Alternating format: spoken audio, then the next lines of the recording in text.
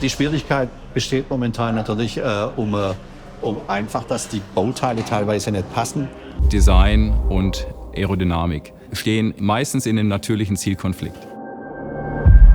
AMG-A haben wir angefangen als Transformer-Fahrzeug.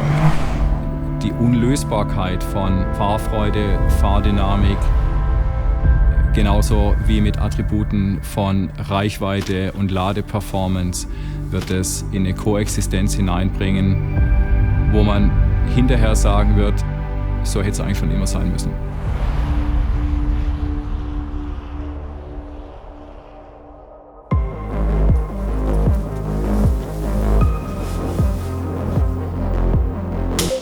Mein Name ist Oliver Wiech.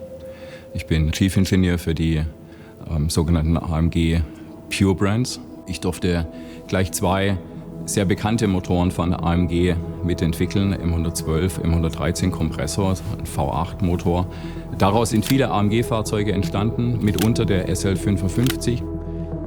Alle AMG-Fahrzeuge haben einen Charakter entlang von unserem Markenkern. Egal, was an Antrieb in dem Fahrzeug steckt, wir werden immer für Emotionalität stehen, für Fahrdynamik, für Fahrspaß, aber auch für Sicherheit. Das sind Kernwerte, die uns wichtig sind.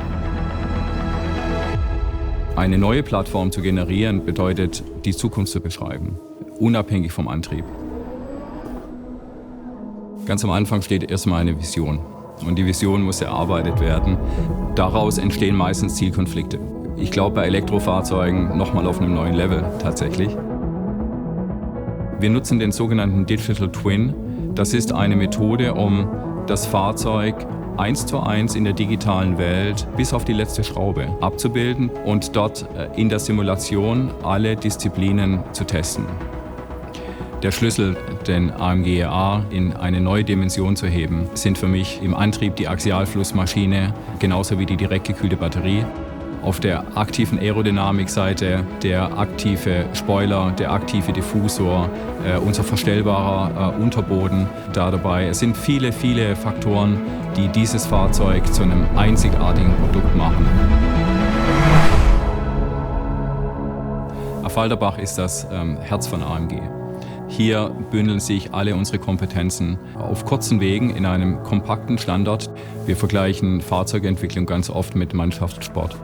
Das heißt, jeder hat eine Rolle, so haben auch die Fachabteilungen ihre Rolle, aber sie können nicht unabhängig voneinander. Sie können nur gemeinsam.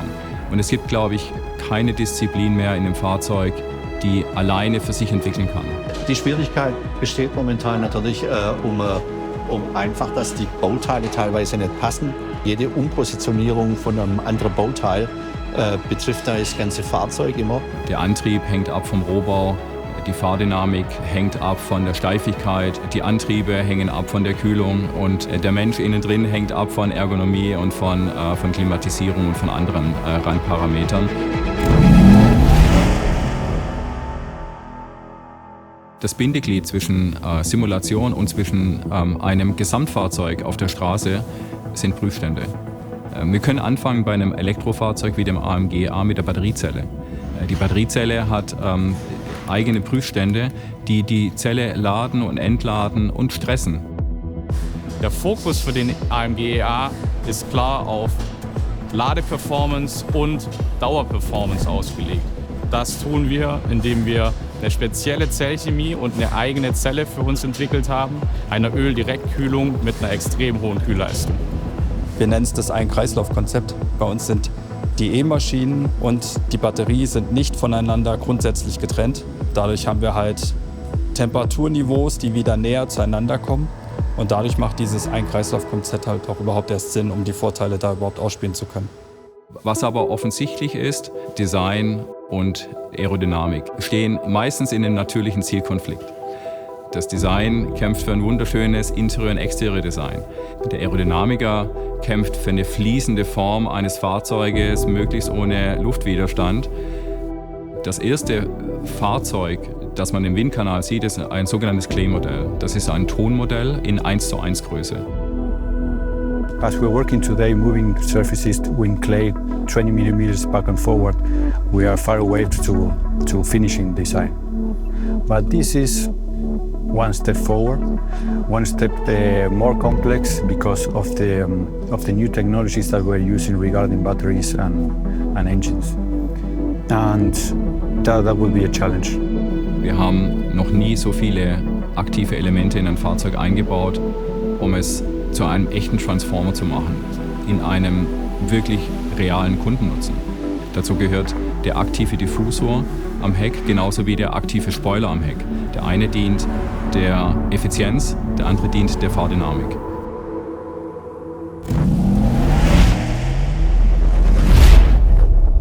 Reale Crashtests sind für uns ein ganz wesentlicher Faktor in der Entwicklung. Wir gehen hinein in den Crashtest mit schon einer Anspannung.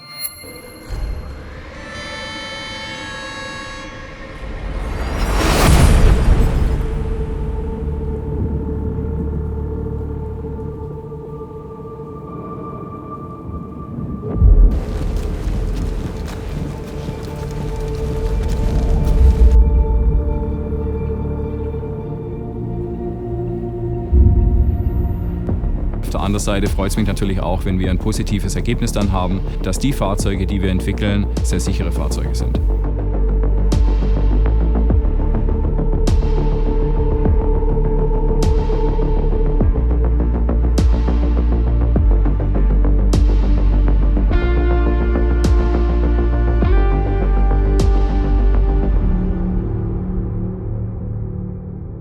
Irgendwann kommt der Moment und der erste Prototyp ist gebaut.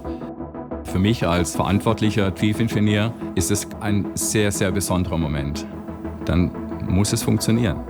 Und das war wie wenn man an einen Weihnachtsbaum hinläuft. Ich war gespannt wie ein kleines Kind. Okay, cool. Das Sehr passt gut. perfekt. Okay. Das geht auch. Ja. Gut. Und wo ist die Trennstelle? Es gibt zwei, ne? Oder? Ich glaube hier, wenn wir das Genau, täuschen. die. Auf den zweiten, vielleicht ingenieurseitigen Blick ist es so, dass wir erstmal gucken, dass alle Systeme miteinander arbeiten, dass alle miteinander kommunizieren und dass es ein sicherer Fahrbetrieb ist. Wir haben in der AMG-A-Plattform 3 sehr leistungsstarke Motoren drin und auch die müssen erstmal herangeführt werden. Und alles, was bis dato auf Prüfständen und in der Simulation entwickelt wurde, kommt hier zum ersten Mal zum Tragen in einem Fahrzeug selbst. Und deswegen fahren wir da erstmal langsam, damit wir auch Vertrauen hineinfinden, auch in die Software, Vertrauen hineinfinden in die Antriebe. Sie fahren zu langsam. Ja, das stimmt. Sie fahren zu langsam. Was soll ich machen? Gib doch mal Gas. Ja, ich drück's Sie doch. fahren zu langsam. Zweiter Gang.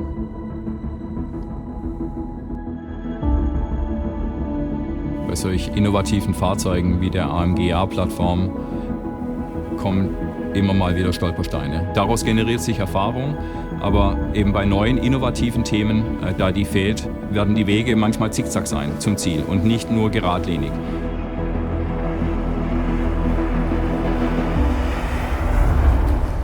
Voll geil. Also das Beste an dem Auto ist ja, dass alles eine Sprache spricht. Also das heißt nicht irgendwie ein thermischer Verbrennungsvorgang und muss sich matchen mit Software und die zwei müssen sich einig werden. Das findet hier nicht statt. Es ist alles Bits and Bytes. Und wenn das gut zueinander abgestimmt ist, dann wissen die voneinander, was als nächstes passiert und was tun soll. Und das merkt man an dem Auto, weil der hat wahnsinnig viel Power und es ist aber beherrschbar. Also was wir unseren Kunden mit dem AMG-A bieten wollen, ist einfach ein hochinnovatives und vor allem emotionales Produkt. Ja? Ich sage immer, es ist zuerst ein AMG und erst an zweiter Stelle ein Elektrofahrzeug. Das heißt, Kunden sollen die volle Emotion erleben, die sie von Mercedes AMG kennen und jetzt mit dem AMG-A sogar noch mal ein Level höher. Also meine persönlichen Highlights der Innovationen sind auf der einen Seite die Batterie und auf der anderen Seite die aktive Aerodynamik. Wir können schneller laden als jeder andere. Wir können es so schnell laden, dass es überhaupt keine Rolle mehr spielt, ob man tankt oder ob man lädt. Die eingefleischten Petrolheads, die wir in die Fahrzeuge hineinbringen, steigen mit einer anderen Meinung aus, als sie eingestiegen sind. Das hätte ich nicht gedacht, dass ein Auto sich so verhalten kann, dass ich so viel Emotionen aufbauen kann und dass ich so schnell meine Vorurteile ablege.